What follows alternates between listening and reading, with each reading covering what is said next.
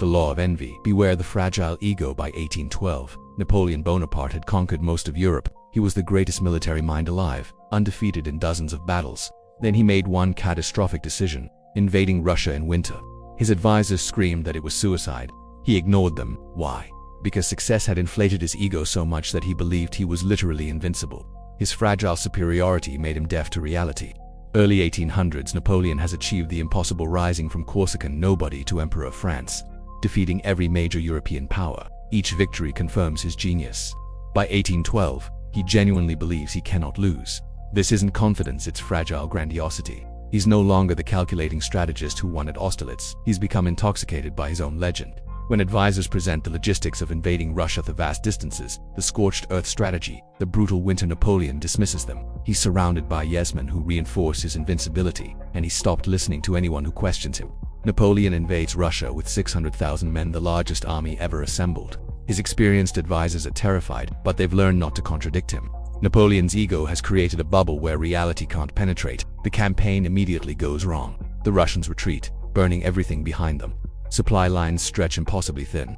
Napoleon's officers report the problems, but he waves them off. I have never been defeated. Why would this be different? His need to prove his greatness outweighs the objective reality of logistics. He pushes deeper into Russia, certain that sheer willpower and his genius will overcome material constraints. His fragile ego, which requires constant validation through victory, cannot accept that some problems aren't be solved by brilliance alone. When winter comes early and brutally, Napoleon's army is trapped deep in hostile territory with no supplies. The retreat from Moscow is one of history's greatest disasters. Of 600,000 men, fewer than 100,000 survive. Napoleon loses not just an army but his aura of invincibility. Why did this happen? Not because he was a bad general, he was still brilliant.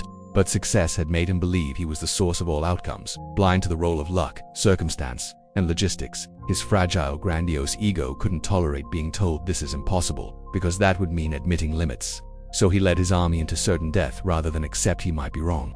The tragedy is that if he maintained his earlier strategic humility, the Napoleon who carefully calculated, odds he would have seen the Russia campaign was unwinnable. But success had transformed him into someone who believed his own propaganda. After Russia, Napoleon's empire crumbles quickly. The spell of invincibility is broken. Enemies who feared him realize he's mortal. He's defeated, exiled, returns briefly, then finally defeated at Waterloo. The greatest military mind of his era destroyed himself because success made him deaf to reality. His fragile ego, requiring constant validation, led him to reject any information that suggested limits. Napoleon proved that success is more dangerous than failure. It creates the delusion that you are the source of all outcomes, blinding you to luck and circumstance. The moment you believe your legend is the moment your downfall begins. The law is envy, though the